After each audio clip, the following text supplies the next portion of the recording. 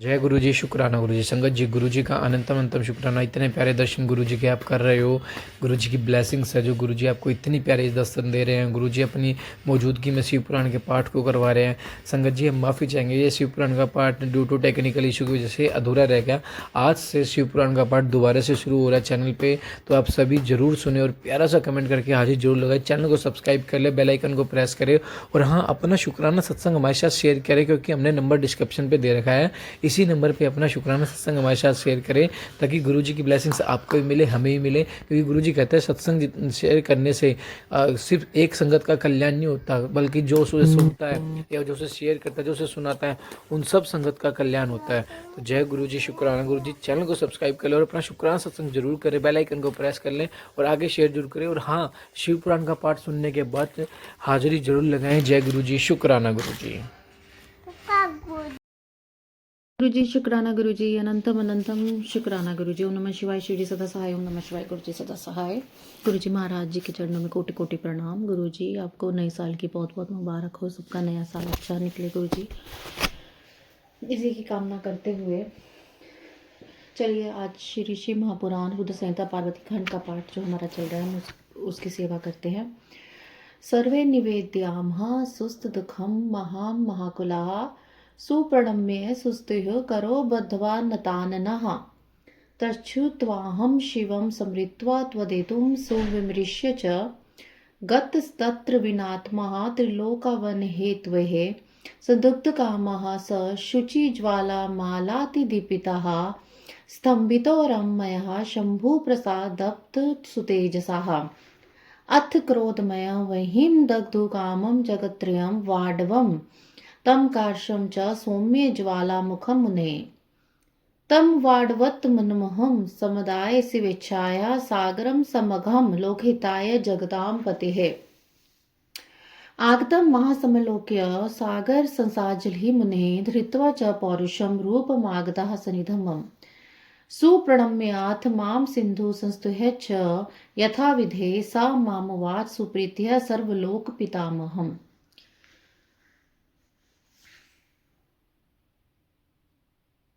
उन सब ने व्याकुल होकर मस्तक झुकाकर दोनों हाथ जोड़कर मुझे प्रणाम करके विधिवत मेरी स्तुति करके अपना दुख निवेदन किया। उनको सुनकर शिव का स्मरण कर और उसके हेतु का भली भांति विचार कर तीनों लोकों की रक्षा करने के लिए मैं विनीत भाव से वहां पहुंचा। वह अग्नि ज्वालामाला से अत्यंत उद्दीप्त हो जगत को जला देने के लिए उद्विग्न थी, परंतु भगवान शिव की कृपा से प्राप्त हुए उत्तम तेज के द्वारा मैंने उसे तत्काल स्तंभित कर दिया। हे मुने, मैंने त्रिलोकी को दग्ध करने की इच्छा रखने वाली उस क्रोधमय अग्नि को सौम्य ज्वाला मुख वाले घोड़े के रूप में परिवर्तित कर दिया। भगवान शिव की इच्छा से उस वाड़व शरीर वाली अग्नि को लेकर जगतपति मैं लोकहित के लिए समुद्र के पास गया। हे मुने, मुझे आया देखकर समुद्र एक दिव्य पुरुष का रूप धारण करके हाथ जोड़कर मेरे पास आया। मुझ संपूर्ण लोकों के पितामह की भली भांति स्तुति करके वह सिंधु मुझसे प्रसन्नता पूर्वक कहने लगा। सागर उवाच, सागर बोला किमर्थमागतमसि त्वं ब्रह्मानत्रखिलधिपतनिदिश्य सुप्रीत्या मात्वः मां च स्वसेवकम्। अथाहं सागरवचः श्रुत्वा प्रीतिपुरस्सरं प्रवोच्चं शंकरं स्मृत्वा लौकिकं हितमहन्। हे ब्राह्मण, हे सर्वेश्वर, आप यहाँ किस लिए आए हैं? मुझे अपना सेवक समझकर अपना प्रीतिपूर्वक उसे कहिए। सागर की बात सुनकर शंकर का स्मरण करके लोकहित का ध्यान रखते हुए मैं उससे प्रसन्नता पूर्वक कहने लगा। ब्रह्मोवाच, ब्रह्मा जी बोले, शृणु तात महाधीनमस् सर्वलोक हितवः वचम्यहं प्रीततः सिंधो शिवेच्छा प्रेरितो वद। अयं क्रोधो महेशस्य वाडात्मा महाप्रभु दग्ध्वा कामं द्रुतं सर्वं दग्धो कामो भवत तत। हे तात, हे महाबुद्धिमान, संपूर्ण लोगों के हितकारी, हे सिंधु, मैं शिव की इच्छा से प्रेरित हृदय से प्रीति पूर्वक तुमसे कह रहा हूँ, सुनो। यह महेश्वर का क्रोध है जो महान शक्तिशाली अश्व के रूप में वहां उपस्थित है। यह कामदेव को दग्ध करके शीघ्र संपूर्ण जगत को जला डालने के लिए उद्यत हो गया था। प्रारितो अयम सुरः शीघ्रं पीडितः संकृच्य तत्र गत्य द्रुतं तं वैतात स्तंभितवान् शुचिं वाडं रूपमाधत् तमाध्यग्रतः निदेशामि जलधार त्वमेह करुणाकर। अयं क्रोधो महेशस्य वाडवं रूपमाश्रितः ज्वालामुखलस्तव्यः धार्यो यावदभूत संपलवम् यदा त्राहं समाज्ञय वतस्यामि सरितां पते तदा त्वया परित्याज्य क्रोध्यं शङ्करोद्वत भोजनं तोयमेतस्य तव नित्यं भविष्यति यत्नादेवावधार्योऽहं यथा नुप्यति चान्तरम् इत्युक्तो हि मया सिन्धुरङ्गी चक्रे तथा ध्रुवं गृहीतुं वाडं वहिं रौद्रं च शक्यमानितः तथा प्रविष्टो जलधोऽसु वाडवतनुः शुचि वारयोगान् सुन्दस्तस्य ज्वालमालाभिदीप्तितः ततः सन्तुष्टचेतसः स्वं धमाय गतो मुनेः अन्तर्ध्यानमा सिन्धु दिव्यरूप प्रणम्य माम् स्वास्थ्यं प्राप जगत् सर्वं निर्मुक्तं त्वद्वाध्यत देवा बुभुः सुखिनः मुनिश्च महामुने। हे तात, तब पीड़ित हुए देवताओं ने शंकर की इच्छा से मेरी प्रार्थना की और मैंने शीघ्र वहां आकर अग्नि को स्तंभित कर दिया। फिर इसने घोड़े का रूप धारण किया और इसे लेकर मैं यहाँ आया। हे जलाधार, जगत पर दया करने वाला, मैं तुम्हें यह आदेश दे रहा हूँ, महेश्वर के इस क्रोध को जो घोड़े का रूप धारण करके मुख से ज्वाला प्रकट करता हुआ खड़ा है, तुम प्रलय पर्यंत धारण किए रहो। हे सरितपते, जब मैं यहाँ आकर निवास करूंगा तब तुम शंकर के इस अद्भुत क्रोध को छोड़ देना। तुम्हारा जल ही इसका प्रतिदिन का भोजन होगा। तुम नित्य प्रति धारण किए रहना, जिससे अन्यत्र ना जा सके।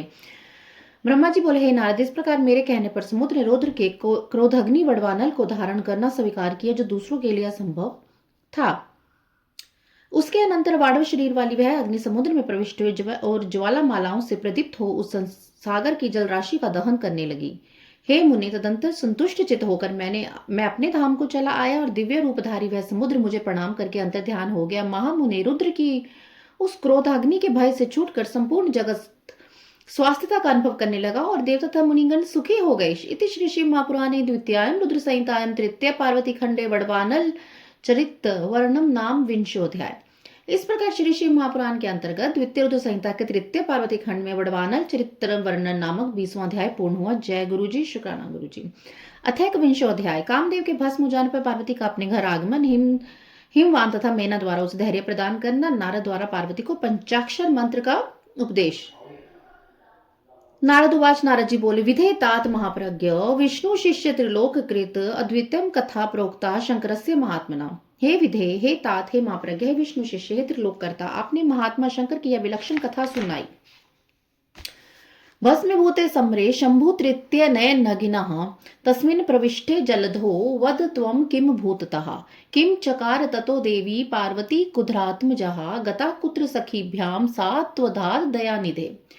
शिव के तृतीय नेत्र की अग्नि से कामदेव के भस्म हो जाने पर और पुनः उस अग्नि के समुद्र में प्रवेश कर जाने पर क्या हुआ? दंतरी हिमालय पुत्री पार्वती देवी ने क्या किया और वे अपनी दोनों सखियों के साथ कहाँ गई? है दयानिधि, आप इसे बताइए। ब्रह्मवाच। ब्रह्मा जी कहते हैं, ब्रह्मा जी बोले, शृणु तात महाप्रज्ञ चरितम शशि मौलिने महोति कारक से स्वामिनो माम चदरात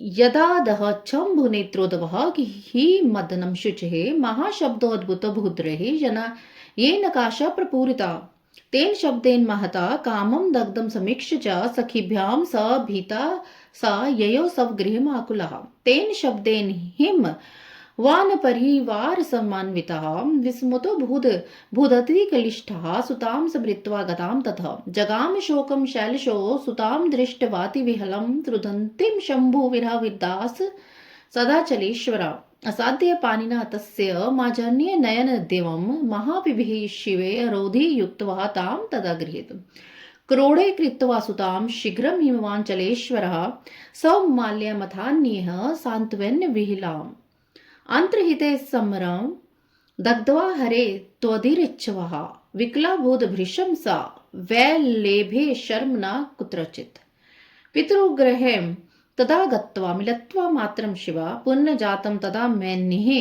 स्वात्मनं सा धरात्मजा निनीत च स्वरूपं सा हतास्मित्यथा ब्रवीत सखीभिः बोर्धिता चापि न बुबोध गिरेन्द्रजः। ब्रह्मा जी कहते हैं, हे तात हे मापरागे, अब आप महान लीला करने वाले मेरे स्वामी चंद्रशेखर के चरित्र को आदर पूर्वक सुनिए। भगवान शंकर के नेत्र से उत्पन्न हुई अग्नि ने जब कामदेव को जला दिया, तब महान अद्भुत महाशब्द प्रकट हुआ, जिससे आकाश पूर्ण रूप से गूंज उठा। उस महान शब्द के साथ ही कामदेव को दग्ध करता हुआ देखकर भयंकर और व्याकुल हुई पार्वती अपनी दोनों सखियों के साथ अपने घर चली गई।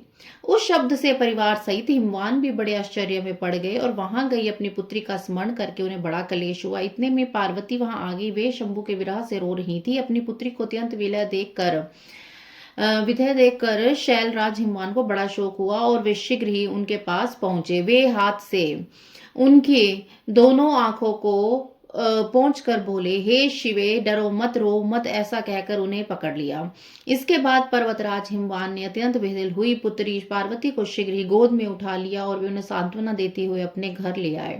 कामदेव का दाह करके महादेव जी के अंतर्ध्यान हो जाने पर उनके विरह से पार्वती अत्यंत व्याकुल हो गई और उन्हें कहीं भी शांति नहीं मिल रही थी। पिता के घर जाकर जब वे अपनी माता से मिली, उस समय पार्वती ने अपना नया जन्म हुआ माना। वे अपनी रूप की निंदा करने लगी और कहने लगी, हाय मैं मारेगी। सखियों के समझाने पर वे गिरी राजकुमारी कुछ नहीं समझ पाती थी। स्वपति च पिंबती च सा सनाति गच्छति शिवा, तिष्ठन्ति च सखी मध्ये न किंचित सुखमापः। दिक्स्वरूपमधिं च तथा जन्म च कर्म च इति ब्रवन्ति तत्तं स्मरन्ति हरचेष्टितम्। एवं सा पार्वती शंभु विरहात् क्लिष्ट मानसा सुखं न लेभे किंचिदा छेवती च निवसति पितगृहे पिनाकी गत चेतना शुचोचात शिवातात मुमुः च मुमुहि। वे सोते जागते खाते पीते नहाते धोते चलते फिरते और सखियों के बीच में बैठते समय किंचित मात्र भी सुख का अनुभव नहीं करती थी। मेरे स्वरूप जन्म और कर्म को धिक्कार है, ऐसा कहते हुए वे सदा महादेव जी की प्रत्येक चेष्टा का चिंतन करती थी। इस प्रकार वे पार्वती भगवान शिव के विरह से मन ही मन अत्यंत क्लेश का अनुभव करती और किंचित मात्र भी सुख नहीं पाती थी। वे सदा शिव शिव कहा करती थी। पिता के घर में रहकर वे चित्त से पिनाक पानी भगवान शंकर के पास पहुंची रहती थी। हे तात शिवा शोक मग्न हो बार बार मूर्छित हो जाती थी। शैलाधि राज्यपथ मेनाक मुख्यास्थनाश्च सर्वे ताम सांत्वन्यमसुर दीन सत्वा हरम विश्व समार तथापि नो सहा। अथ देव मुने धीमन्वत् प्रस्तरे तथा नियजतो बलविदागमस्तं कामचारितः ततस्तत्त्वं पूजितस्तेन भूधरेण महात्मना कुशलं पृष्ठावस्थं वे तदाविष्टो वरासने। तथा प्रोवाच शैलिशे कन्याचरित्रमादिता हरसेवान्वितं कामदेहनं च हरेणः। श्रुत्वा वोचो मुने त्वं तु तं शैलेशं शिवं भज। तमामन्त्र्योदिष्ट सत्वं संस्मृत्य मनसा शिवम् तम समृत्य रहसी कलीं तामगमस्तर्वः लोकोपकारोपको ज्ञानी तम मुने शिव वल्लभ। असाध्य कालीं संबोध्य त्वदिते स्थित आदरात् अवोचस्तवं वंचस्तस्यहं सर्वेशं ज्ञानिनं वरः। पिता के घर में रहकर हे शैलराज हिमवान, उनकी पत्नी मेनका तथा उनके मेनाक आदि सभी पुत्र जो बड़े उदार चित्त थे, उन्हें सदा सांत्वना देते रहते थे, तथापि वे भगवान शंकर को भूल न सकी। हे बुद्धिमान देवर्षि, तदंतर एक दिन इंद्र की प्रेरणा की इच्छा के अनुसार घूमते हुए आप हिमालय पर्वत पर पहुंचे। उस समय महात्मा हिमवान ने आपका सत्कार किया। तब आप उनके द्वारा दिए गए उत्तम आसन पर बैठकर उनसे कुशल पूछने लगे। उसके बाद पर्वतराज हिमवान ने अपनी कन्या के चरित्र का आरंभ से वर्णन किया कि किस तरह उसने महादेव जी की सेवा की और किस तरह हर के द्वारा कामदेव का दहन हुआ।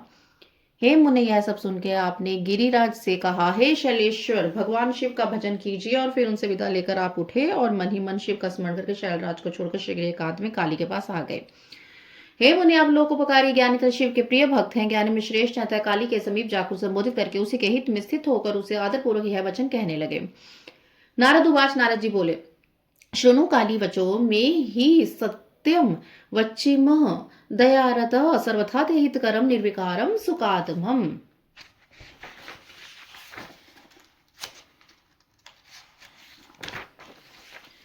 सेवितस्य महादेवस्तस्यः तपसा विना गर्वत्यः यद् ध्वंसी नहादिनुग्रहकारकः विरक्तश्च स ते स्वामी महायोगी महेश्वरा विसृष्टवान् स्वनं दग्ध्वा त्वां शिवे भक्तवत्सलः तस्मात् त्वं सुतपयोक्तः चिरमाराध्येश्वरं तपसा संस्कृतां रुद्रः स द्वितीयं करिष्यति त्वं चापि शङ्करं शम्भुं न त्यक्ष्यसि कदाचन नान्यं पतिं हठाद्वि गरिष्यसि शिवादित्य। हे काली, तुम मेरी बात सुनो, मैं दयावश सत्य बात कह रहा हूँ। मेरा वचन तुम्हारे लिए सर्वथा हितकार, निर्दोष तथा उत्तम वस्तुओं का देने वाला होगा। तुमने यहाँ महादेव जी की सेवा अवश्य की थी, परंतु बिना तपस्या के गर्व युक्त होकर की थी। दीनों पर अनुग्रह करने वाले शिव ने तुम्हारे उसी गर्व को नष्ट कर दिया है। हे शिवे, तुम्हारे स्वामी महेश्वर विरक्त और महायोगी हैं। उन भक्त वत्सल ने कामदेव को जलाकर तुम्हें सकुशल छोड़ दिया है, इसलिए तुम तपस्या में निरत हो चिरकाल तक महेश्वर की आराधना करो। तपस्या के द्वारा संस्कार युक्त हो जाने पर रुद्रदेव तुम्हें अपनी भार्य अवश्य बनाएंगे और तुम कभी भी उन कल्याणकारी शंभु का परित्याग नहीं करोगी। हे देवी, तुम हठ पूर्वक शिव जी के अतिरिक्त किसी दूसरे को पति रूप में स्वीकार नहीं करोगी। ब्रह्मोवाच, ब्रह्मा जी बोले, इत्याकर्ण्य वचस्ते ही मुने सा भूधरात्मजः किंचुद च वसितः काली प्रभा त्वं सांजलि मृधा। हे मुने, आपकी यह बात सुनकर गिरिराज कुमारी काली कुछ उच्छ्वास लेती हुई हाथ जोड़कर आपसे प्रसन्नता पूर्वक कहने लगी। शिवोवाच, शिवा बोले, त्वं तु सर्वज्ञ जगतामुपकारकर प्रभो रुद्रास्य आराधनार्थ्यं मंत्रम देहि मुने ही में न सिद्ध्यति क्रिया कापि सर्वेषां सुधुरम बिना मयाम श्रुता पुरा सत्यम श्रुतिरेषा सनातनी। हे सर्वज्ञ जगत का उपकार करने वाले प्रभो, हे मुने, रुद्रदेव की आराधना के लिए मुझे किसी मंत्र का उपदेश दीजिए, क्योंकि सदगुरु के बिना किसी की भी क्रिया सिद्ध नहीं होती है। ऐसा मैंने सुन रखा है और यही सनातन श्रुति भी है। ब्रह्मोवाच, ब्रह्मा जी बोले, इति श्रुत्वा वचस्तस्याः पार्वत्याः मुनिसत्तमा पंचाक्षरं शंभु मंत्रं विधि पूर्वमुपादिशः अवोच्य वचास्तम त्वं श्रद्धामुत्पादिनिम्ने प्रभावं मंत्रराजस्य तस्य सर्वाधकं मुने। हे नारद, पार्वती का यह वचन सुनकर आप मुनिश्रेष्ठ ने पंचाक्षर मंत्र नमः शिवाय का उन्हें विधि पूर्वक उपदेश दिया और हे मुनि, मंत्रराज में श्रद्धा उत्पन्न करने हेतु आपने उसका सबसे अधिक प्रभाव बताया। हे मुने, आपने उनसे यह वचन कहा।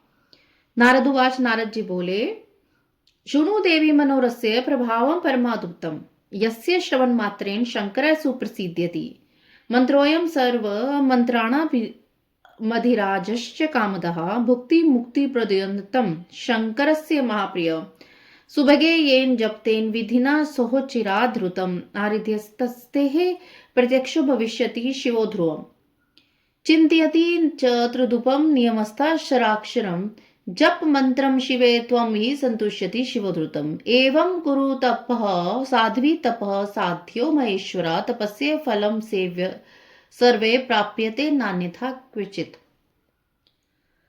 हे देवी, इस मंत्र के अत्यंत अद्भुत प्रभाव को सुनो, जिसके सुनने मात्र से शंकर परम प्रसन्न हो जाते हैं। यह मंत्र राजसम मंत्रों का राजा, मनोवांछित फल प्रदान करने वाला, शंकर को बहुत अधिक प्रिय और साधक को भोग और मोक्ष देने वाला है। हे सौभाग्यशालिनी, इसका विधि पूर्वक जप करने से तुम्हारे यहाँ आराधित हुए भगवान शिव अवश्य और शीघ्र ही तुम्हारी आंखों के सामने प्रकट हो जाएंगे। हे शिवे, नियमों में तत्पर रहकर उनके मंत्र स्वरूप का चिंतन करते तुम पंचाक्षर मंत्र का जप करो, इसे शिव शीघ्र ही संतुष्ट होंगे। हे साध्वी, इस प्रकार तुम तपस्या करो, क्योंकि तपस्या से महेश्वर वश में हो सकते हैं। तपस्या से ही सबको अनुकूल फल की प्राप्ति होती है, अन्यथा नहीं। ब्रह्मोवाच, ब्रह्मा जी बोलते हैं, एवं मुक्तवः तदा कालीं नारद त्वं शिवप्रियः यदाचि को गमस्त्वं तु स्वर्गं देवहिते रतः। पार्वती च तदा श्रुत्वा वचनं तव नारद सुप्रसन्ना तदा प्राप पंचाक्षरम् अनुत्तमम्। हे नारद, काली से इस प्रकार कहकर भगवान शिव के प्रिय भक्त इच्छा अनुसार विचरण करने वाले देवताओं के हित में तत्पर रहने वाले अपने स्वर्ग लोक को प्रस्थान किया। हे नारद, तब आपकी बात को सुनकर पार्वती बहुत प्रसन्न हुई, क्योंकि उन्हें परम उत्तम पंचाक्षर मंत्र राज की प्राप्ति हो गई थी। इति श्री महापुराणे द्वितीयामृत संहितायां तृतीय पार्वती खंडे नारदोपदेशो नामके विंशोऽध्याय। इस प्रकार श्री महापुराण के अंतर्गत द्वितीय ऋतु संहिता के तृतीय पार्वती खंड में नारदोपदेश वर्णन नामक 21वां अध्याय पूर्ण हुआ। जय गुरु जी, शुक्राना गुरु जी महाराज। अथ द्वाविंशोऽध्याय पार्वती की तपस्या एवं उसके प्रभाव का वर्णन। ब्रह्मोवाच, ब्रह्मा जी बोलते हैं, त्वयि देव मुने याते पार्वती हृष्ट मानसः तपः साध्यम हरम मेने तपार्थम मन आददे ततः साख्यो समाधाय जयाम च विजयाम तथा मात्रम पित्रम चैव सखीभ्याम पर्ये पृच्छत। प्रथमं पित्रं गत्वा हिमवन्तं नगेश्वरं पर्ये पृच्छत सुप्रम्य विनयेन समान्विताः। हे देवर्षि, आपके चले जाने पर प्रसन्नचित पार्वती ने शिव जी को तपस्या से साध्य माना और तपस्या करने का मन बना लिया। तदनंतर पार्वती ने अपनी जया तथा विजय नामक सखियों के द्वारा अपनी माता मेना तथा पिता हिमालय से तप करने की आज्ञा मांगी। उन दोनों सखियों ने सबसे पहले पर्वतराज हिमालय के पास जाकर नम्रता पूर्वक भक्ति भाव से प्रणाम करके पूछा। सख्या वूचतुः, सखियां बोली,